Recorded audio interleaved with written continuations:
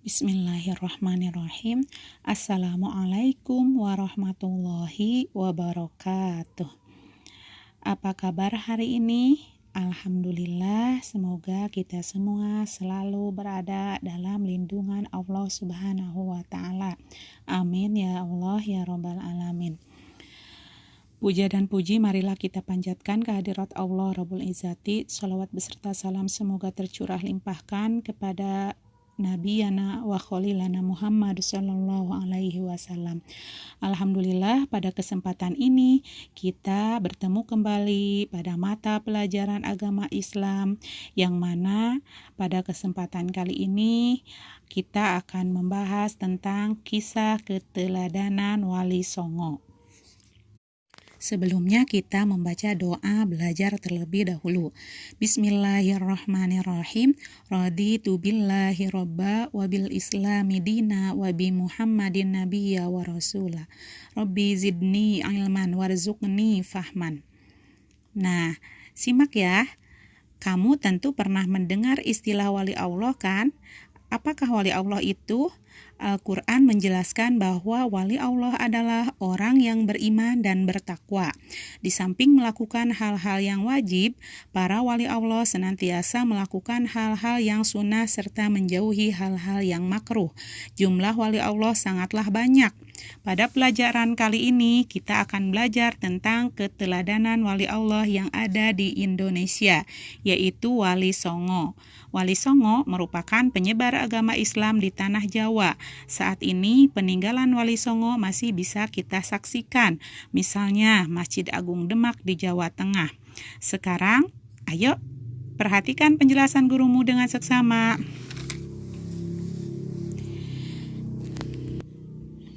Penyebaran agama Islam di Indonesia tidak terlepas dari jasa para wali.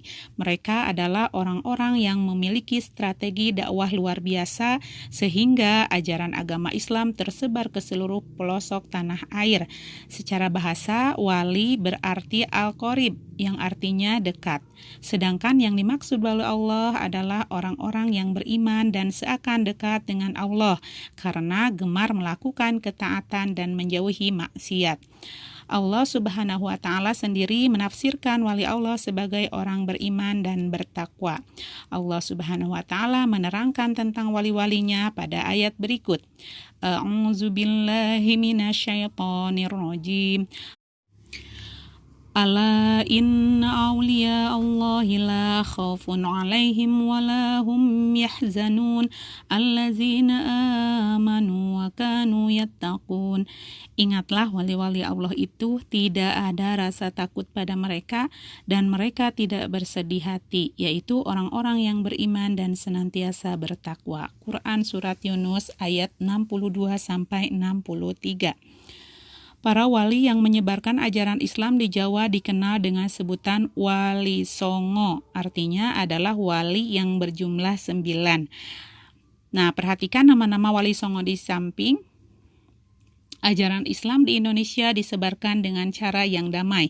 Para wali memiliki metode penyebaran ajaran Islam yang beraneka ragam, seperti 1. Dakwah bil hikmah, yaitu metode dakwah dengan memberi perhatian terhadap keadaan dan suasana mad'u atau orang-orang yang didakwahi. Juga memperhatikan materi dakwah yang sesuai dengan kabar kemampuan mereka dengan tidak memberatkan mereka sebelum mereka bersedia untuk menerimanya.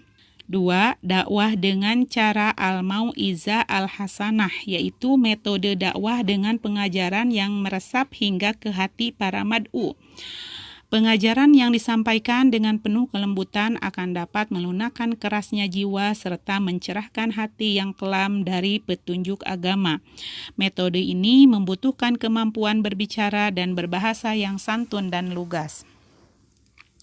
Kemudian yang ketiga, dakwah dengan perdebatan yang baik, yaitu metode dakwah dengan menggunakan dialog yang baik, tanpa tekanan terhadap pihak yang didakwahi, tanpa menghina dan tanpa memburuk-burukan mereka. Hal ini menjadi penting karena tujuan dakwah adalah sampai atau diterimanya materi dakwah tersebut dengan kesadaran yang penuh terhadap kebenaran yang hak dari objek dakwah. A. Kisah teladan Wali Songo. 1. Sunan Gresik atau Maulana Malik Ibrahim. Sunan Gresik atau Maulana Malik Ibrahim juga dikenal dengan panggilan Maulana Maghribi atau Syekh Maghribi karena berasal dari wilayah Maghribi, Afrika Utara.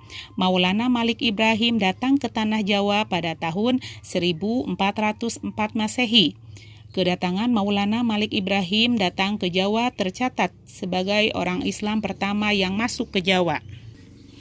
Oleh karena itu, kedatangannya dianggap sebagai permulaan masuknya Islam di Jawa. Sunan Gresik berdakwah di daerah Gresik, Jawa Timur hingga beliau wafat. Dalam usaha dakwahnya, Sunan Gresik menggunakan sistem pondok pesantren. Sistem pondok pesantren ini sampai sekarang masih tetap dipergunakan dengan berbagai macam bentuk perkembangannya. Maulana Malik Ibrahim juga terkenal karena keberhasilannya mendidik dan mempersiapkan para santrinya menjadi kader penerus perjuangannya sebagai mubalik dan dai yang tangguh.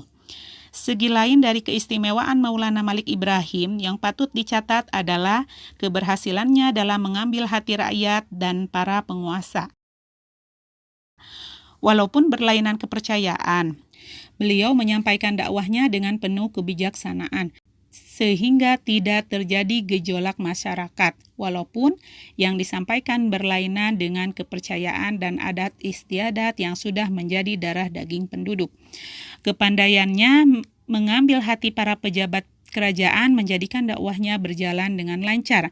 Beliau dapat leluasa menyampaikan seruan tanpa mengalami halangan atau hambatan dari para penguasa. Walaupun para pembesar kerajaan itu tidak banyak tertarik masuk Islam, tetapi mereka tidak menghalangi dakwah yang dilakukan oleh Maulana Malik Ibrahim. Sunan Gresik mengajarkan cara-cara baru bercocok tanam dan banyak merangkul rakyat kebanyakan, yaitu golongan masyarakat Jawa yang tersisihkan pada akhir kekuasaan Majapahit. Sunan Gresik juga berdakwah dengan cara melakukan pengobatan gratis kepada masyarakat. Pada saat itu, Sunan Gresik merupakan tabib yang mampu mengobati berbagai macam penyakit. Sunan Gresik wafat pada tahun 1419. Beliau dimakamkan di Desa Gapura Wetan, Gresik, Jawa Timur. 2. Sunan Ampel atau Raden Rahmat. Nama asli Sunan Ampel adalah Raden Rahmat, lahir pada tahun 1401 Masehi. Beliau merupakan putra Maulana Malik Ibrahim dari istrinya yang bernama Dewi Chandrawulan. Sunan Ampel adalah penerus cita-cita dan perjuangan Maulana Malik Ibrahim. Sunan Ampel juga merupakan sesepuh dari Wali Songo. Beliau adalah mufti atau pemimpin agama Islam Tanah Jawa, menggantikan ayahnya Syekh Maulana Malik Ibrahim yang telah wafat. Sunan Ampel wafat pada tahun 1481 Masehi. Beliau meninggalkan falsafah yang terkenal yaitu falsafah Mohlimo atau tidak mau melakukan 5 hal tercela, yaitu A. Moh main artinya tidak mau berjudi. B. Moh ngombe artinya tidak mau minum arak atau mabuk. C. Moh maling artinya tidak mau mencuri. D. Moh madat artinya tidak mau menghisap candu, ganja, dan sejenisnya. E. Moh madon artinya tidak berzina atau berselingkuh. Raden Rahmat mulai menetap di Pulau Jawa 12 tahun setelah Maulana Malik Ibrahim wafat. Beliau datang dengan tujuan melanjutkan usaha penyebaran dan dakwah Islam yang dirintis oleh Maulana Malik Ibrahim. Berkat bakat kepemimpinan yang dimilikinya, Raden Rahmat dalam waktu yang singkat telah mempunyai pengaruh yang luas di kalangan penduduk sehingga dengan mudah beliau dapat melaksanakan dakwahnya. Sebagaimana Maulana Malik Ibrahim, Raden Rahmat juga memiliki keistimewaan. Dalam menjalankan dakwahnya, beliau melakukannya dengan bijaksana. Beliau mengajak dan mendidik masyarakat untuk meninggalkan kepercayaan dan tradisi lama menuju keimanan dan akhlak yang dilandasi tauhid dengan cara-cara yang bijaksana. Selain itu, Raden Rahmat juga pandai menarik simpati penguasa yang masih teguh memegang kepercayaan lama. Bahkan akhirnya beliau dijadikan menantu oleh seorang adipati atau raja muda kerajaan Majapahit, yaitu Adipati Aryo Tejo yang merupakan penguasa wilayah Tuban dan sekitarnya. Raden Rahmat dikawinkan dengan Nyi Ageng Manila, Putri Adipati Aryo Tejo. Hubungannya yang dekat dengan para pembesar kerajaan itu tidak membuat Raden Rahmat lupa akan tugas sucinya, tetapi justru dipergunakan sebaik-baiknya untuk kepentingan dakwahnya. Setelah menikah, Raden Rahmat tinggal di Ampel Denta, suatu daerah di Surabaya. Di tempat itulah beliau meneruskan perjuangan Maulana Malik Ibrahim memimpin pesantren dan berdakwah. Jasa besar lain yang diberikan Raden Rahmat bagi perkembangan agama Islam adalah bantuannya mempersiapkan dan mendirikan Kerajaan Islam Demak. Seperti diketahui, Kerajaan Demak didirikan oleh Raden Patah, putra raja terakhir Kerajaan Majapahit. Prabu Kartabumi Brawijaya V, Raden Patah adalah salah seorang dari beberapa bangsawan Majapahit yang menerima dakwah Raden Rahmat dan menjadi salah seorang muridnya yang setia. 3. Sunan Bonang atau Makdum Ibrahim. Nama asli Sunan Bonang adalah Raden Maulana Makdum Ibrahim. Maulana Makdum Ibrahim adalah salah seorang dari 5 putra Raden Rahmat. Beliau adalah putra Sunan Ampel dan Nyai Ageng Manila. Sebagaimana ayahandanya, Maulana Makdum Ibrahim juga memiliki keistimewaan memimpin dan bergaul dengan masyarakat. Bakat ini sangat menunjang dalam menjalankan tugasnya meneruskan dakwah yang telah dilakukan oleh ayahnya. Maulana Makdum Ibrahim yang memiliki ilmu, ulama, dan kebijakan sebagai seorang pemimpin sangat peka terhadap gerak kehidupan masyarakat, terutama dalam bidang seni dan budaya. Oleh sebab itu, beliau lebih banyak menggunakan saluran seni dan budaya sebagai media dakwahnya. Melalui berbagai macam unsur kesenian, beliau tanamkan roh Islamiyah baik yang berkenaan dengan akidah hukum maupun etika. Maulana Makdum Ibrahim banyak menggubah syair lagu-lagu gending dengan tema ajaran tauhid, ibadah, akhlak, kisah-kisah Nabi. Beliau juga banyak mengarang dongeng-dongeng rakyat yang berisi pendidikan budi pekerti. Dengan cara demikian, berangsur-angsur terkikis bermacam jenis kepercayaan dan adat istiadat lama yang tidak sesuai dengan tuntunan Islam. Sunan Bonang dikenal ahli dalam memainkan alat musik yang disebut bonang, yaitu sejenis gamelan. Setiap kali beliau memainkan bonang, banyak orang yang tertarik untuk datang dan mendengarkannya. Ketika orang-orang berkumpul itu, beliau menyampaikan ajaran-ajaran Islam. Karena keahliannya itu, beliau dikenal dengan sebutan Sunan Bonang. Selain ahli dalam bidang seni, beliau juga ahli menciptakan karya sastra yang penuh keindahan dan makna yang disebut suluk. Suluk berasal dari bahasa Arab salakatarika. Maksudnya adalah jalan menuju kebenaran. Karya sastra tersebut kini disimpan di Perpustakaan Universitas Leiden, Belanda. 4. Raden Qasim, Sunan Derajat. Nama asli Sunan Derajat adalah Raden Qasim, putra Sunan Ampel dengan Dewi Condrowati. Beliau berguru kepada ayahandanya dan setelah memiliki ilmu yang cukup, beliau diperintahkan untuk berdakwah di sebelah barat Gresik. Tempat yang beliau pilih berupa dataran tinggi yang disebut Dalem Duwur. Sekarang ini di Bukit Dalem Duwur telah dibangun Museum Sunan Derajat. Makam beliau berada di sebelah barat museum itu. Raden Qasim mewarisi bakat kepemimpinan dan kepekaan terhadap kehidupan masyarakat di sekitarnya. Namun agak berbeda dengan Maulana Makdum Ibrahim yang lebih cenderung kepada kehidupan seni dan budaya. Raden Qasim lebih tertarik kepada kehidupan sosial ekonomi. Oleh sebab itu, beliau menitik beratkan dakwahnya dalam bidang tersebut. Raden Qasim terpanggil untuk mencurahkan perhatiannya pada bidang sosial dan kesejahteraan umum atau ekonomi, karena saat itu beliau melihat kesengsaraan dan penderitaan yang menimpa masyarakat golongan rendah akibat merosotnya perekonomian negara yang disebabkan oleh kekacauan politik. Keadaan sosial ekonomi masyarakat seperti itu telah mendorong Raden Qasim untuk mencurahkan sebagian besar perhatiannya terhadap usaha perataan kesejahteraan sosial. Kegiatannya lebih banyak ditunjukkan untuk menolong orang-orang fakir miskin, yatim piatu, serta janda yang saat itu banyak dijumpai sebagai akibat dari perang saudara yang berkepanjangan. Kegiatan tersebut beliau mulai dengan mengetuk hati orang yang mampu untuk mengeluarkan zakat dan lainnya. Kemudian beliau himpun dan pergunakan untuk menolong kaum duafa yang hidup serba kekurangan. Kegiatan dakwahnya, Raden Qasim selalu menekankan ajaran Islam tentang hidup sederhana. Kepada murid-muridnya, beliau selalu mengingatkan agar tidak berlebih-lebihan dalam kehidupan. Kepada para pembesar, beliau menasihati agar memperhatikan kesejahteraan masyarakat, suka berkurban dan menolong orang yang membutuhkan. Beliau juga dikenal sebagai ahli seni ukir. Beliau juga menciptakan gending pangkur. Beliau juga dikenal dengan nasihat petuahnya, yaitu A. Menehono teken marang wong wuto, berilah petunjuk kepada orang bodoh. B. Menehono mangan marang wong luwe, berilah makan kepada orang lapar. 3. C. Menehono busono marang wong wudo, berilah pakaian kepada orang telanjang.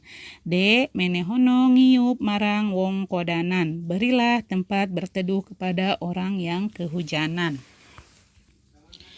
5. Syekh Ja'far Shadiq Sunan Kudus. Sunan Kudus atau Ja'far Shadiq adalah putra Raden Utsman Haji atau Sunan Ngudung. Syekh Ja'far Shadiq bernama asli Raden Amir Haji. Sunan Kudus sejatinya bukan penduduk asli Kudus atau Jawa. Beliau berasal dari Al-Qudus, Palestina, bersama kakek, ayah, dan kerabat hijrah ke tanah Jawa. Pada masa mudanya, Raden Amir Haji juga menjabat sebagai Panglima Perang Kerajaan Demak, menggantikan ayahandanya. Raden Amir Haji dikenal sangat luas pengetahuannya dalam ilmu-ilmu agama, terutama dalam ilmu hukum Islam, syariat, dan peradilan. Beliau adalah ulama dan mubaligh yang dalam dakwahnya lebih menitik beratkan pada pelaksanaan hukum Islam di kalangan penduduk. Selain itu, beliau juga dikenal sebagai ulama yang menekankan pentingnya meletakkan fungsi sosial dalam harta kekayaan seseorang. Beliau selalu menekankan bahwa kesejahteraan sosial dapat terwujud jika para pemilik harta mau menyadari bahwa dalam hartanya itu terdapat milik orang lain. Beliau tidak menentang orang-orang kaya, tetapi justru mendekatinya dan membimbing mereka agar menyadari tanggung jawab sosialnya. Raden Amir Haji sendiri adalah seorang pengusaha kaya, sehingga mudah baginya memberi contoh bagaimana seharusnya membelanjakan harta kekayaan yang dimiliki itu untuk kepentingan agama dan masyarakat. Masjid Menara Kudus yang masih berdiri megah sampai sekarang adalah bukti nyata dari sikap dan tindakannya terhadap harta miliknya. 6. Raden Ainul Yakin Sunan Giri. Sunan Giri atau Raden Paku adalah putra Syekh Maulana Ishaq. Sunan Giri adalah cucu Raja Blambangan, yaitu Prabu Menak Sembuyu. Sewaktu kecil, Sunan Giri berguru kepada Sunan Ampel di Surabaya. Menginjak remaja, beliau berguru kepada ayah kandungnya dan beberapa ulama besar di Pasai. Setelah dirasa cukup ilmunya, beliau memutuskan untuk mendirikan pesantren dan mulai berdakwah. Tempat yang ia pilih adalah daerah Gresik dan dikenal dengan sebutan Giri Kedaton. Selain sebagai guru dan ulama, Raden Ainul Yakin juga dikenal sebagai pemimpin masyarakat dari pusat pendidikannya di Giri itu. Beliau memimpin pelaksanaan pendidikan agama dan sekaligus memimpin masyarakat karena peranannya ini, Giri dianggap sebagai kerajaan dan Raden Ainul Yakin mendapat gelar Sultan dengan sebutan Sultan Abdul Pakih. Segi lain yang menonjol dalam kegiatan dakwah Raden Ainul Yakin adalah bahwa beliau tidak hanya berdakwah di lingkungan masyarakat di sekitar Giri dan Jawa Timur pada umumnya, tetapi juga menyebar ke daerah-daerah lain di Pulau Jawa, seperti Kalimantan, Sulawesi, Nusa Tenggara, dan Maluku. Dari pusatnya di Giri, beliau mengirim santri-santrinya untuk berdakwah ke daerah-daerah tersebut, dan dari daerah-daerah itu berdatangan para para santri ke Giri untuk memperdalam pengetahuan agamanya kepada Sunan Giri. 7. Sunan Kalijaga, Raden Said. Nama asli Sunan Kalijaga adalah Raden Said. Beliau lahir sekitar tahun 1450 Masehi.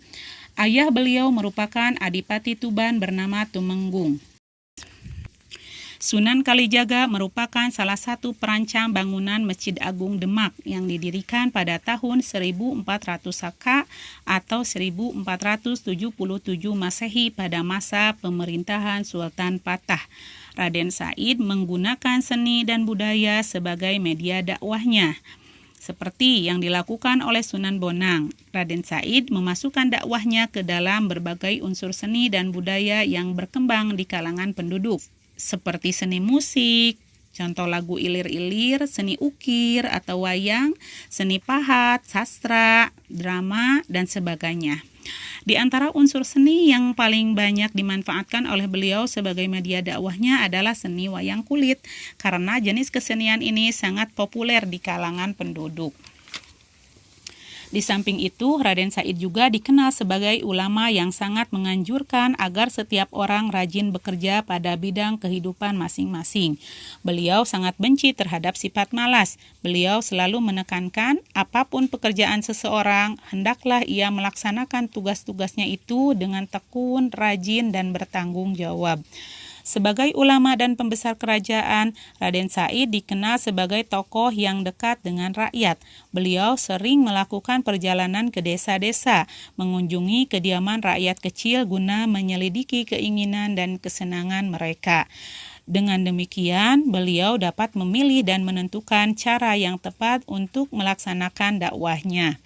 Wilayah dakwah Sunan Kalijaga adalah wilayah Jawa Tengah hingga Jawa Barat. Di akhir hayatnya, Sunan Kalijaga memiliki daerah Kadilangu, Demak sebagai tempat tinggalnya. Di sana beliau wafat dan dimakamkan. 8. Sunan Muria Raden Umar Said. Nama asli Sunan Muria adalah Raden Umar Said. Beliau merupakan seorang wali yang banyak berjasa dalam penyiaran agama Islam di wilayah pedesaan Pulau Jawa. Beliau merupakan putra dari Sunan Kalijaga dan lebih dikenal dengan nama Sunan Muria karena pusat kegiatan dakwah dan makamnya terletak di Gunung Muria, 18 km sebelah utara kota Kudus. Raden Umar Said dikenal sebagai ulama yang menitik beratkan dakwahnya dalam bidang tasawuf sufi. Beliau dikenal sangat juhud terhadap harta, benda, dan kehidupan dunia lainnya. Raden Umar Said mengajar murid-muridnya yang ingin mendalami ilmu tasawuf. Sebagian besar murid-muridnya berasal dari lingkungan rakyat kecil dari desa atau mereka yang sengaja ingin memperdalam ilmu tasawuf. Beliau sendiri memilih tempat kediaman yang terletak jauh dari keramaian kota. Raden Umar Said adalah ulama yang seluruh hidupnya diisi dengan ibadah, bermunajat kepada Allah dan mengajar santri-santrinya.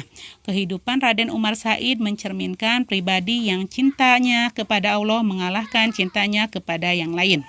Setelah wafat, Sunan Muria dimakamkan di atas puncak Bukit Muria. Dari gerbang masuk masih menaiki tangga ke komplek pemakaman sejauh 750 meter. Makamnya terletak persis di belakang Masjid Sunan Muria. Di antara contoh nilai positif sikap dakwah Sunan Muria yaitu sebagai hamba Allah, Sunan Muria adalah seorang yang juhud. Beliau memandang dunia ini sangat kecil sehingga beliau tidak terlena dengan kehidupan dunia. Beliau mengabdikan hidupnya untuk mendidik santri-santrinya. Sunan Muria sangat membaur dengan masyarakat di sekitarnya untuk memperbaiki akhlak mereka secara bertahap. Menjaga kelestarian alam karena tugas manusia adalah menjadi khalifah di bumi Allah. Bersikap sederhana dan bersahaja, beliau memilih tinggal di pelosok jauh dari perkotaan dan pusat kekuasaan. Ia bergaul dengan masyarakat pinggiran dan lain-lain. 9. Sunan Gunung Jati, Syarif Hidayatullah. Nama asli Sunan Gunung Jati adalah Syarif Hidayatullah. Beliau belajar ilmu agama kepada para ulama di negeri Mesir. Beliau kembali dari Mesir bersama ibunya yang bernama Syarifah Mudaim pada tahun 1475 Masehi. Syarif Hidayatullah selain dikenal sebagai ulama, juga tercatat sebagai seorang negarawan dan panglima perang. Pada masa mudanya, beliau adalah panglima perang Kerajaan Islam Demak. Di antara tugas-tugas beliau dalam fungsinya sebagai panglima perang, yang paling penting adalah tugas mempertahankan wilayah Jawa Barat dari penjajah Portugis. Dalam rangka pelaksanaan tugas inilah namanya menjadi sangat terkenal karena keberhasilannya mendirikan kerajaan atau Kesultanan Banten dan Cirebon sebagai kerajaan Islam di bawah Kerajaan Islam Demak. Walaupun karir militer dan kenegaraan Syarif Hidayatullah terlihat lebih menonjol dibanding peranannya sebagai ulama, tidaklah berarti bahwa beliau hanya mementingkan kedua bidang tugas tersebut. Bahkan pada hakikatnya keberhasilan dalam karir militer dan kenegaraan itu beliau memanfaatkan sebaik-baiknya untuk kepentingan dakwah Islam. Beliau tidak saja memimpin peperangan dan pemerintahan, tetapi juga memimpin dakwah dan pengembangan agama. Setelah usia beliau semakin tua, beliau mengurangi kegiatan dalam bidang militer maupun kenegaraan dan lebih menitikberatkan usahanya dalam bidang dakwah atau keagamaan. Tugas-tugas pemerintahan beliau serahkan kepada putra-putranya dan beliau sendiri membuka pusat pendidikan agama di Cirebon. Mendidik santri-santrinya dalam rangka mempersiapkan kader-kader ulama untuk mengembangkan agama Islam di masa-masa sesudahnya. Demikianlah Syarif Hidayatullah telah memberikan teladan bagaimana memadukan tugas-tugas keagamaan dengan tugas-tugas kenegaraan dan kemiliteran tanpa mengorbankan salah satu dari tugas-tugas tersebut. Hikmah dan manfaat penyebaran Islam pada masa Wali Songo. Perkembangan Islam di Indonesia khususnya pada masa Wali Songo memiliki ciri yang khas dan memiliki karakter tersendiri dalam penyebarannya. Hikmah yang dapat diambil dari kisah perjalanan dakwahnya antara lain: 1. Kehadiran pedagang Islam dari luar Indonesia yang telah berdakwah menyiarkan ajaran Islam di Nusantara memberikan nuansa baru bagi perkembangan suatu kepercayaan yang sudah ada di negeri ini. Keyakinan pada Tuhan Yang Maha Esa berkembang dan tatanan kehidupan menjadi lebih baik pula. 2. Hasil karya para ulama berupa karangan buku sangat berharga untuk dijadikan sumber pengetahuan. 3. Meneladani kesuksesan mereka dalam berkarya dan membuat masyarakat Islam gemar membaca dan mempelajari Al-Quran. 4. Memperkaya dalam bentuk bangunan seperti masjid sebagai tempat ibadah. 5. Mengajarkan tentang Islam harus dengan keramahan dan bijaksana, serta membiasakan masyarakat Islam bersikap konsisten. 6. Memanfaatkan peninggalan sejarah baik berupa makam, masjid, dan peninggalan lainnya untuk dijadikan tempat ziarah pembelajaran demi mengingat perjuangan mereka. 7. Seorang ulama atau ilmuwan dituntut oleh Islam untuk mempraktikkan tingkah laku yang penuh keteladanan, sebagaimana ulama pendahulu di Nusantara ini. 8. Mengajarkan sikap tetap bersatu, rukun, dan bersama-sama mempertahankan negara Indonesia dari ancaman luar maupun dalam negeri. 9. Terjadi akulturasi budaya antara Islam dan kebudayaan lokal, meskipun Islam tetap memiliki batasan dan secara tegas tidak boleh bertentangan dengan ajaran dasar dalam Islam. Nah, hanya itu. Mudah-mudahan bermanfaat. Tutup dengan doa. Rabbana atina fid dunya hasanah wa fil akhirati hasanah wa qina azabannar. Wassalamualaikum warahmatullahi wabarakatuh.